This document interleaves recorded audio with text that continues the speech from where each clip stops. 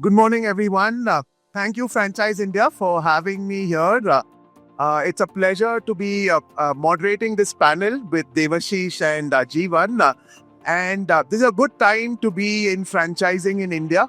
By and large, if you look at consumption in India, it's expected to power about 40% of the growth in global retail consumption for the next 5 to 10 years, right? Therefore, there will be a lot of expansion, like was mentioned before, and hence it'll be good to understand what these changes in consumption are and what the implications are on business operating and franchising models, right? So that's broadly the theme of this panel discussion.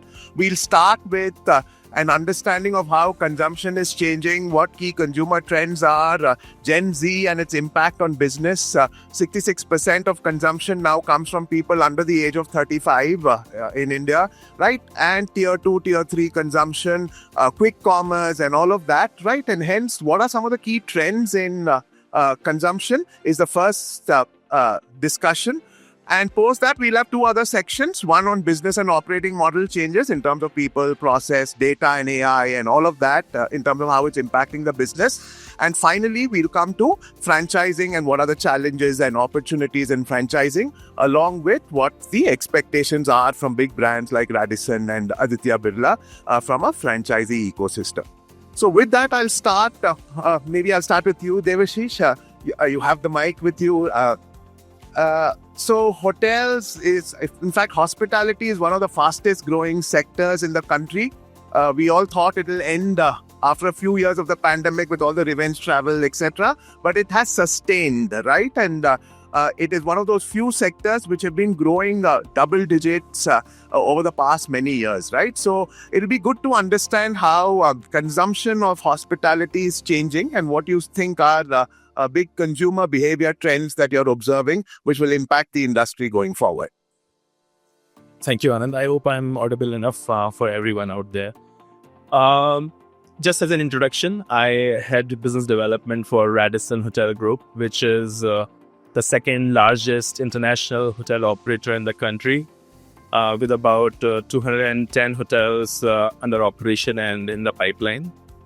Now, to answer your question, Anand, so aptly put, around pandemic, everybody thought that hospitality is dead. Who would want to invest in hotels anymore? And traditionally in India, even a 3-star hotel was a luxury product for everyone. Indians used to go travel, holiday, but they used to go and stay at their relatives' places. In guest houses, in ashrams, in dharmshalas. That was a common trend. Nobody used to like to spend money on hotels, traditionally. But what has happened over last few years, Anand, is that luxury product has turned into a little bit of a commodity. At least some part of it, if not all segments. And that commoditization of hotel products has resulted in consumption of the supply. So during pandemic, everybody thought that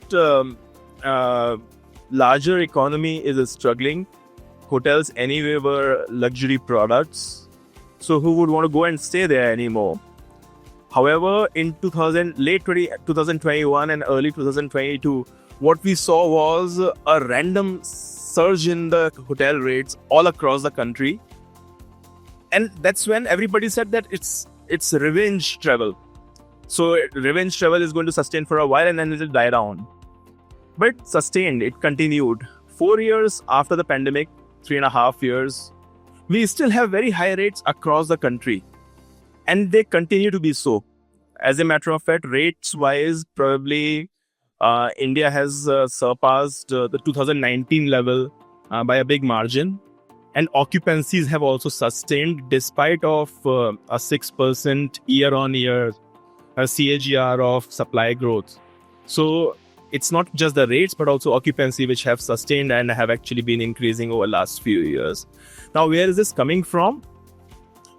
As was rightly mentioned, that 65% of the population is going to be millennials and Gen Zs. Millennials like me are not ready to believe that they are aging. and Gen Zs are turning into relevant workforces now. This morning, only just to have my facts right, I tried searching who are Gen Zs, and I was told by Wikipedia. I'm still not that good with using ChatGPT, but Wikipedia told me that anybody who was born after 1997 is a Gen Z. Or somebody who was born in 1997 is a 28-year-old person, a full-grown man or a woman, right? So Gen Zs are much more hands-on, and so are the millennials.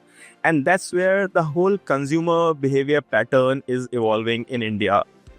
They are much more sophisticated in their choices. They don't want, when they come to a hotel, they don't want someone to pamper you, someone to mollycoddle you, but they definitely want somebody sharp addressing you. And there's a difference in the two. When you want somebody to pamper you, you actually want a lot of people coming after you to take care of you. However, when you want somebody sharp taking care of you, what you want is precision in service. And how that helps businesses, when you want precision in service, you don't want as many staff to take care of you. However, somebody really smart. And that creates efficiency in business as well. Now, that's about Gen Z and millennials. What's happening in tier 2 and tier 3 towns is also very interesting. Radisson, as an international hotel company, was also always the front runner of reaching out to tier 2 and tier 3 towns. However, we took a longer gestation period of establishing those markets. What's happening now is hotels that we had in tier 2, tier 3 towns are expanding. So suppose there was a hotel in Ranchi, which was a 130 rooms hotel, they are adding another 90 rooms to it. There was a hotel in Gorakhpur, they're adding another 70 rooms to it. There was a hotel in Bareilly, they're adding another 70 rooms to it. Guwahati, and the list is never ending. So we were actually the leaders in reaching out to tier 2 and 3 markets. And that trend is now being followed by other international hotel companies, because tier 2 and tier 3 markets are showing a lot of consumption of even a luxury product like a hotel. And that consumption is not only coming through rooms consumption, but also coming through weddings, social functions. Everybody wants to have a Radisson printed on its wedding card. That aspiration is something which is fueling a lot of demand. Middle class is so aspirational that they actually end up spending a large part of their life savings when it comes to social functions. And that helps businesses like hotels. That also helps creating employment. So that actually takes the whole society upwards in a way. Now, let's contextualize it, right? India has a GDP growth of about 6.5%. You would be knowing better. You are a consultant. I'm just a normal illiterate. In fact, last quarter we grew 7.8%, right? Yeah. And it is expected to sustain for long, that kind of the GDP growth. We are the fourth, very recently we turned into the fourth largest economy of the world. We have a better road infrastructure, better airport infrastructure. And all of that is actually moving everyone around. You would be surprised to know India's hotel sector is actually dependent on domestic business, not on foreign travelers. And that is creating a lot of maturity in the business. It is evolving the business in a way that for every segment of a hotel, when I say segment for the common parallels, let's call them star, 3-star, 4-star, 5-star, and 5-star deluxe.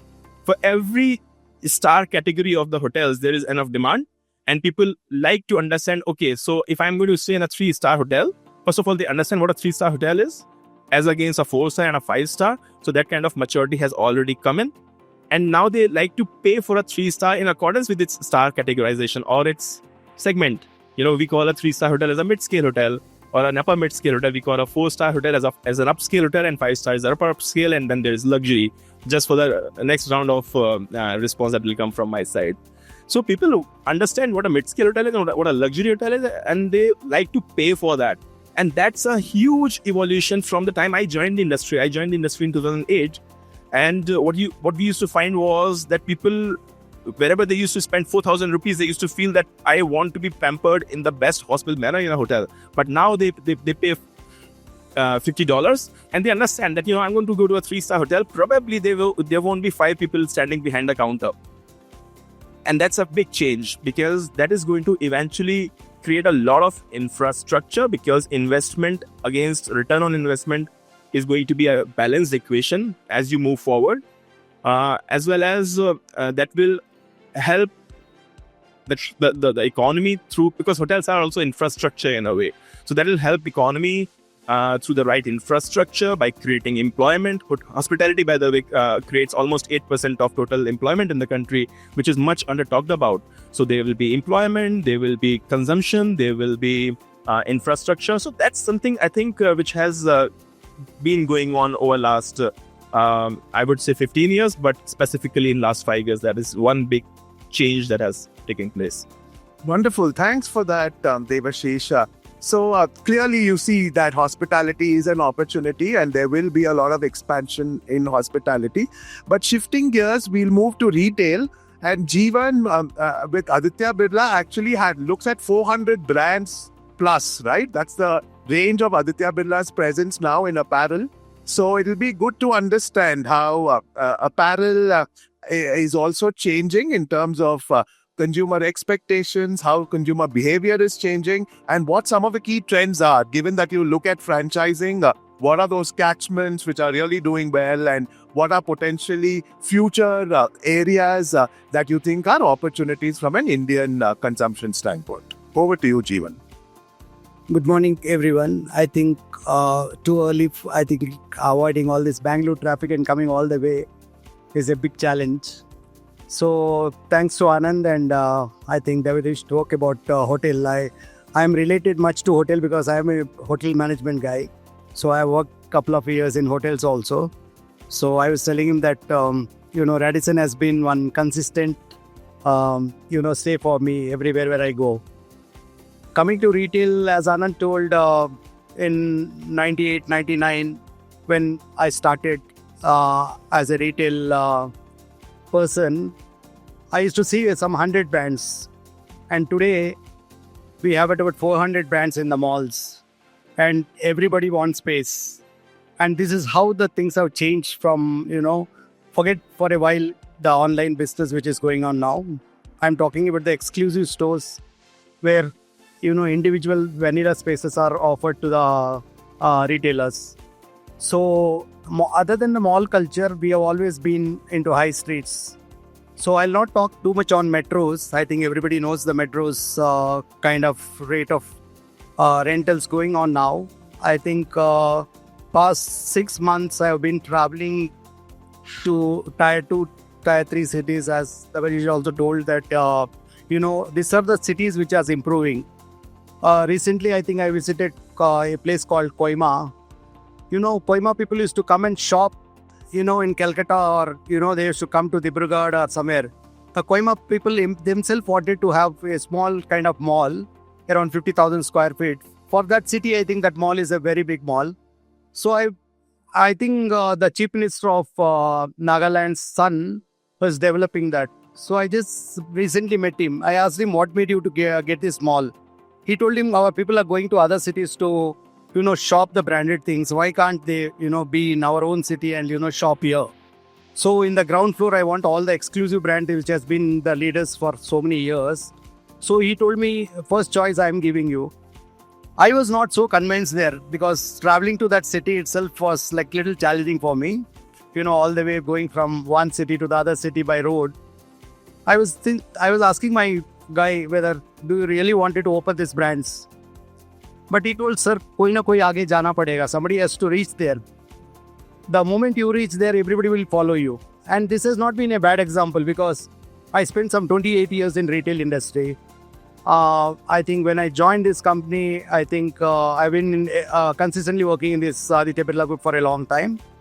And meanwhile, when in the short while, I worked for retail again for 2 more brands for a very small term, not much to understand retail and other things. But what I meant is tier 2, tier 3 cities are the one which is really going to grow fast. A city, I'm coming from a city called Bangalore, Udupi. I never supported that town because who will buy there? I thought that, okay, someday somebody will create a mall there. And today we have a mall there. I mean, it may not be a big mall, I think at about 2 lakh square feet mall, but all the brands are available. And there was a time when I used to be in the college, I used to come to Bangalore to shop. Today we have towns like Bangalore, Udupi, which is up to 5 to 10 lakhs population. People are all shopping there and they're happy. I think they're saving a lot of money and And a lot of local franchises helps us. So I think we have not built so many new franchises. Every year we get about 150 new franchises when we evaluate. But that is more of existing franchises likes to extend with us. They want to expand in the same city. They want to expand in the same, they are okay, nearby cities also. They wanted to go and, they can manage from their hometown, but they wanted to manage there are a lot of people from Tamil Nadu managing Bangalore retail business. What I also wanted to tell is return on investment, what my colleague, by Devashish spoke about return on investment.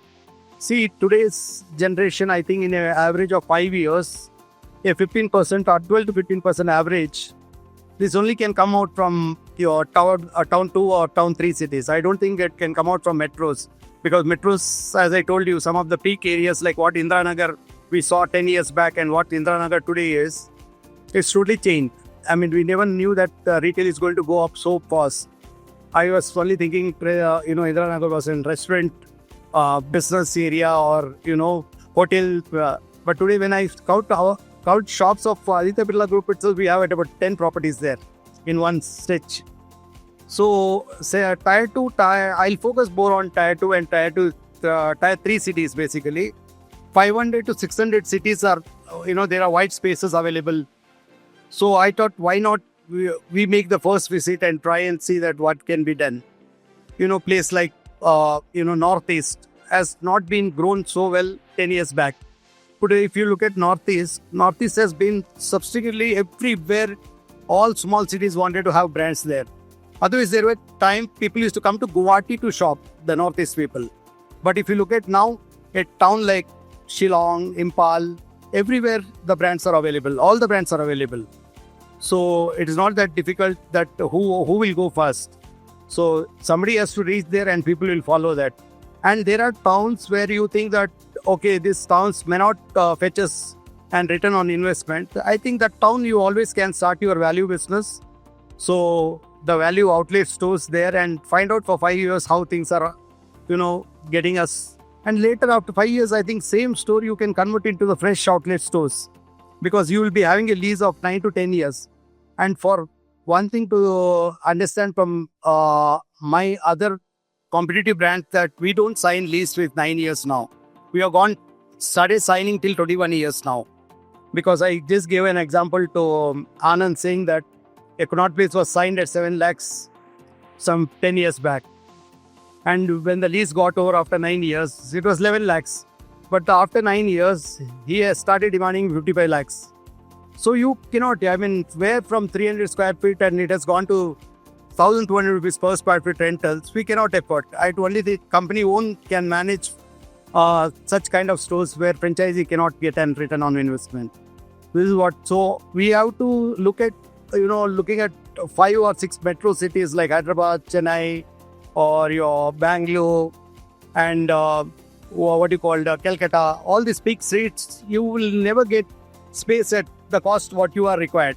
But I'm sure that town 2 and town 3 cities, which is 150 kilometers away from your cities, definitely you can, invest the money and, look for a good return on investment. And I am getting franchises, not that I'm not getting. Only the thing is, as I told earlier also in most of my magazines, that, partnership is built on trust and long relationship. It's not because that I wanted to open number of stores. Even today, I'm not so hungry to open number of stores.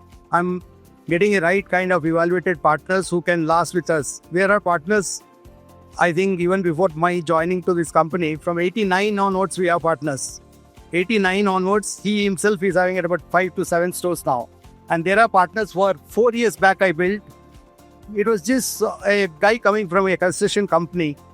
I'm giving you example just because how I convinced their family to get into retail business. So today he has 40 stores with us, and he's okay signing stores in places like Daisar in Bombay, where the rentals are at about 400, 500 rupees per square feet. He is having confidence because he has done 35 stores with us where he has seen a good return on investment. Also, see, when the portfolio comes of a franchisee, it is not that 1 or 2 stores he has to look at. He has to look at the portfolio, what is doing. 1 or 2 stores might be a failure for him. And failure is also not a, it's always I think that it's a learning. we tell our people if there is a store which is bleeding or the store which is not doing well, I think we put all our efforts to take off that project. Everybody's energy gets pumped in and we try and do a take-off project, and with that, why? I mean, kuch to galat hoga, kuch to, location might be fault, or, entire team goes there and evaluates the property, and finally we decide that, okay, let us try out few things, and if then things don't work out, then we have a solution of, part two. Part two is what I told you is outlet. How to make the franchisee stay with us for a long time, but look at a discounted store for that city. So this is how things have worked with us. So that's why partners don't come because they have money, or we don't like people to invest on us, but we wanted partners who can last for a long time. As I told, from 89, we have built a franchisee network of 1,200 people. And I don't think in a city, if I find out a new guy, I try and see to it if I offer my first thing to the existing guy. The day he says that, sir, abhi I don't want to do, main abhi nahi karna chahta hu, then we evaluate the new partner and you. Because being in the same city, you cannot, try and get a new partner without his knowledge, because he might be looking for his own family, next generation people who are coming up. And in Aditya Birla Group, one thing I've seen, this is the 5th generation people have started working with us. 5th generation. Recently, my MD met the 5th generation person at office saying that my son is ready for this business. So that's how the relationship builds. So franchisee India, I need to thank them that these people, Sachin, I met a lot of people, Ashita and couple of people. They have been coming to our office, understanding about the brands, the input and output of the brands, trying to understand the business, getting, 50% of the business when they discuss with the franchisee. When they have enough knowledge on that, they get through that, and final discussion, they come to us. That's how, we say that marriage happens there, the click happens there. So basically the commercial, I think Aditya Birla Group, is known to pay, most of the brands other than clothing. We are into many other businesses, like we have entered jewelry and other things also. But one part about this is that, when, people call me for various things, that I don't stop, talking to them. I tell them that, okay, you have called me for a jewelry business. We will guide the right person to the right kind of candidates. And then also we follow up that. Just because, he should not get 50% of the knowledge that, okay, somebody didn't attend me properly. I think he was selling that, when I go to Radisson, the kind of people come and meet me, you feel so happy and you feel so fresh. Like a lot of their customer service. That's how. And also one thing in retail, what I have understood is customer coming back to itself, it's a big asset. So, we used to have whole dialogues like customer is the king and, kings don't bargain. In retail, what happens is now across India, they know that the shelf rate is 4.5 months. And after that 1.5 months, you get an USS end of season sale where people try and wait for that also. There are a lot of customers who all, when it comes after 4.5 months, I think they ask, "Aap logo ka USS kab start ho raha hai?" But that's the kind of relation what we have. The store manager, tells that, "Sir, is baar to thoda time lagega, but definitely we will, inform you on the call." I think social media and network has helped us a lot in getting consumers to the stores. I think you Google today for any of our store in India, I think you can reach on time. Everything is there. I think everything is available in the brand network also. I think other than the online, I think a store individually, we have a system, if somebody doesn't want to shop at store, but we have an online business, boss business also in the store where, it can be delivered and other thing.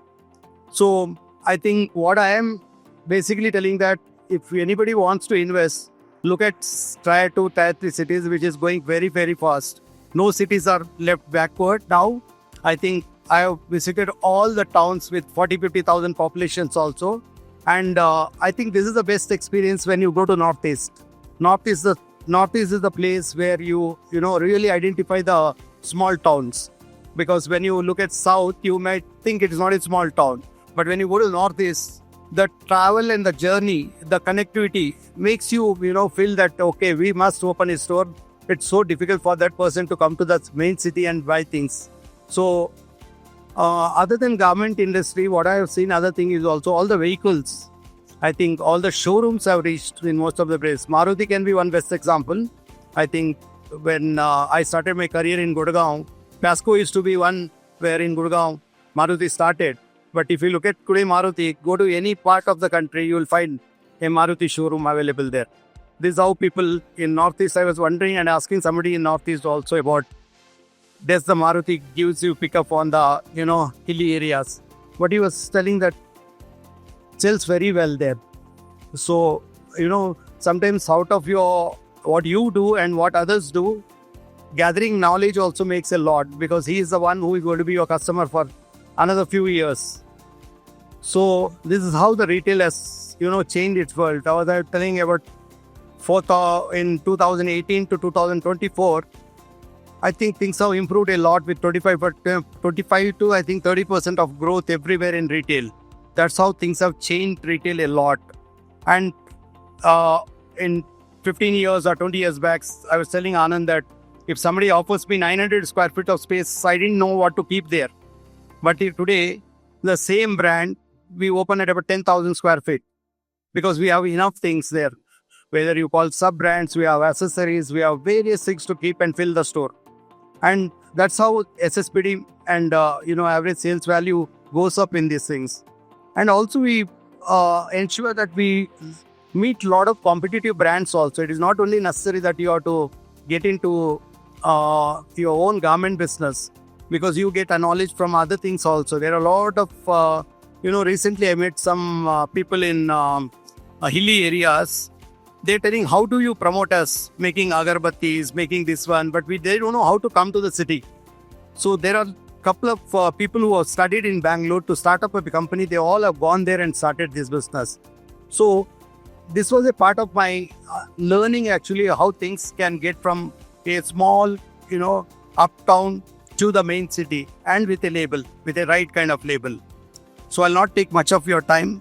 I think anybody wants to get in touch, always can get in touch with me.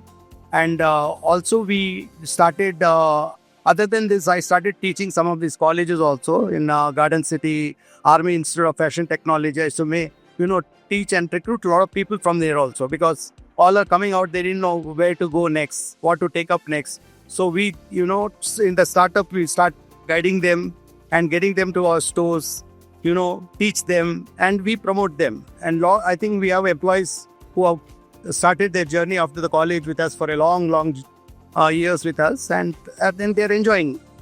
Thank you so much, and always welcome any questions you can. Thanks, Jeevan. Now, we had a lot of business and operating model elements covered there. So over to you, Devashish. How's the business model changing given all of these trends? When you look at expanding your network, what are some of the factors that you consider, and where is it that you made changes to your technology or processes using AI and other modern interventions to improve the efficiency of your business? Anand, instead of getting into the technological and technical side of it, I would rather keep it simple for the audience. Now, let me ask you a question. Suppose you were to go to a city like Imphal, or any city for that matter, would you want to go and stay at a hotel called The Classic? Or would you want to go and stay at a hotel called The Classic, a member of Radisson Individuals? Right? The answer is quite clear. If I were to pay the same amount of money for both the products, I would rather go and stay at a Radisson associated affiliated hotel. What's happened over the last few years is, and this actually happened during pandemic, to be more specific, people started looking for basic hygiene. And when I say basic hygiene, what I mean is a clean bed, a nice shower, and reasonable toiletries, good towels. That's the basic most anybody expects from a hotel. You don't want to go to a shady hotel, or perceivably a shady hotel, wherein you will go and you don't know whether the product quality is going to be safe enough for your health and hygiene. And that's why what happened was, post-pandemic, everybody started looking at going to branded hotels. And what that has changed is a lot of independent hotels. Hotels like, just for your knowledge, I don't know how many of you are from Bangalore. There was a hotel called St. Clark's in Bangalore city center. That hotel is not St. Clark's anymore. It's called St. Clark's, a member of Radisson Individuals. And it's a 30-year-old hotel. They came to us and they felt that Radisson's affiliation would give them the kind of repute they want to build on in future. And that's just one example. So we actually we came up with this brand called Radisson Individuals during pandemic, just to absorb all the independent looking hotels. So we have many other brands which are very well defined in terms of their look and feel. However, a St. Mark's would not necessarily want to invest in changing the entire interiors. However, they would still want to be a part of the Radisson's distribution network. So we came up with this brand wherein independent hotels can also be a part of a Radisson affiliation. And that's why we started this brand called Radisson Individuals. Now this brand, I'm coming to the business model, right? This is actually a derivation of consumer behavior. How people started seeking hygiene, basic hygiene in hotel products, and companies launched brands to adopt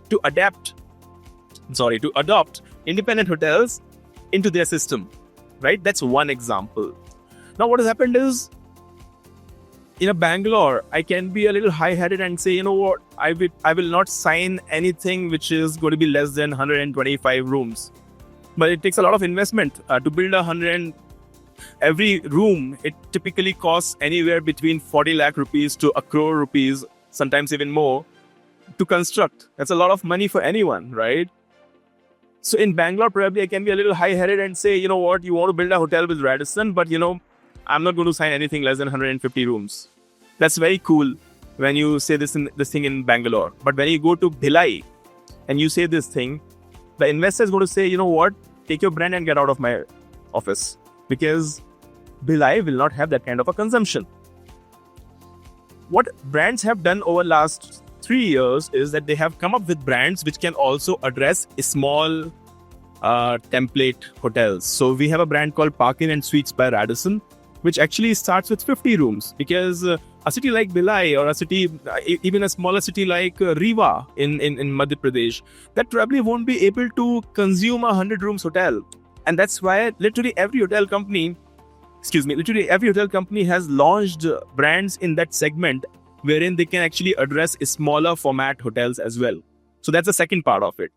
Let's come to the third part, wherein, Jeevan mentioned something very interesting. Everybody is on social media and they are Instagram savvy. And, they want to have something on their Instagram which is quirky, which is differentiated, which attracts attention of the masses. Even if I have 278 followers on Instagram, I would still want to post something which is differentiated. And that's why we also saw traction on our brands like Radisson Red. Now, Radisson Red is not a traditional brand. It's a brand which stands for a lot of quirk. It has red elements. It is vibrant. It is focused. When it was launched, it was focused on millennials. Now it is also focused on Gen Z. And the brand is just not a traditional hotel brand. When you go to a Radisson Red in Mohali, what you find in the lobby is actually a red color Enfield standing in the lobby. And you can go and click a picture and you would want to show it to your girlfriend or your wife or your partner or whomsoever you want to show it to. But that's the kind of quirk people are expecting from traditional hotels. So hotels have also evolved in their design philosophy over last few years. Another thing that has actually happened is people are ready to pay more if it's a Radisson or any brand affiliated product. So what we have done is we have also introduced a brand called Radisson Individuals Retreats. Now this brand addresses small boutique hotels at resort locations. And this brand operates somewhere between $150 to $200 or maybe more sometimes a room, right? But people are ready to pay when there's a brand attached to it. And that's something which we have tried to gain on by introducing new brands over last few years. Now coming to business model, our focus remains that when somebody invests in our brand, we manage the hotel. What that means is the entire control of operations is with the hotel company. even the bank account operations remain with the hotel company or the employees of the of the owner who report to the hotel company. Franchising is the other model wherein we just give our brand, our distribution network, our sales and marketing support. And that's much easier to do because it's much more simpler to explain to any owner who has invested crores of rupees in his asset. So what they want is less control from the hotel company on their asset because they have invested so much. But our focus has remained on managing the assets as compared to franchising. Lately, franchising has increased because of these new brands, which are small scale in nature, which are independent in nature. So you don't really require a brand to safeguard its brand standards while managing the hotel. And that's where we are fairly flexible on franchising as well when it comes to these brands and these kind of assets.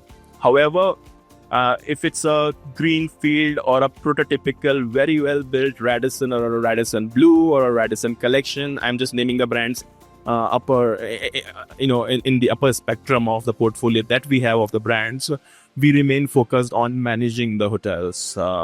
That's if that answers your question. Yeah, it does. In fact, this is a great lesson, right? In India, if you have to really grow franchising, there's some flexibility also. It's not the one way of doing things across the country, but can I have a few brands which are my flagship, which build the brand? But can I also be flexible in terms of how I acquire brands and lend my name to them, right? Ensuring a certain standard, but not everything that's there in the portfolio. So that's a great lesson. So now we'll move to the last section, which is on challenges. So quick questions in terms of challenges that you face, Jeevan, finding franchisees, retaining franchisees. What are the challenges that you have and how have you overcome them? Yeah, I think it's a good question because we talk about good times. So it's not that when you franchise, he should make his return on investment as you committed, because it all depends on sometimes market variations, the wrong locations. Sometimes what happens, you would have been too early to finalize this property. As I told, Radisson might be having a bigger team. But in our case, what happens when we sign 1,200 square feet to 2,500 square feet in tier 2, tier 3 cities, there is evaluation happening, but also sometimes, we go as failure in some of the market, which also I told in the last, this one, saying that it might not be successful because for various reasons. It might be, your price points might, be little higher for that city, or value products might work there.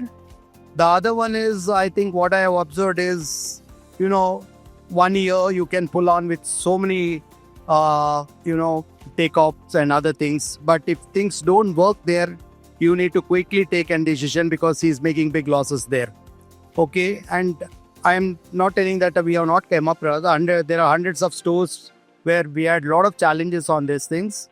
And it may not be one single brand. It might be because we hold a lot of brands, and we also decide in the city which brand the city can take. Because you cannot have in a small city go and open a Louis Philippe store where things don't work there.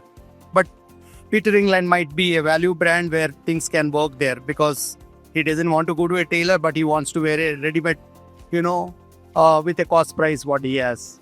So what challenges, the other challenges of the franchisee, what I've gone through is, see, if you're an investor, I think, as I told, we don't want investors. We wanted somebody who can operate the store. Because when you spend that 10 hours of time there, you understand and you put your soul and heart to, get that business back. In small, I'm not even talking about the metros. Metros, you get a lot of customers, known customers and unknown customers. But in a small city, what happens is, what I have observed when I travel and, spend time in the cities is, like, you have local connections.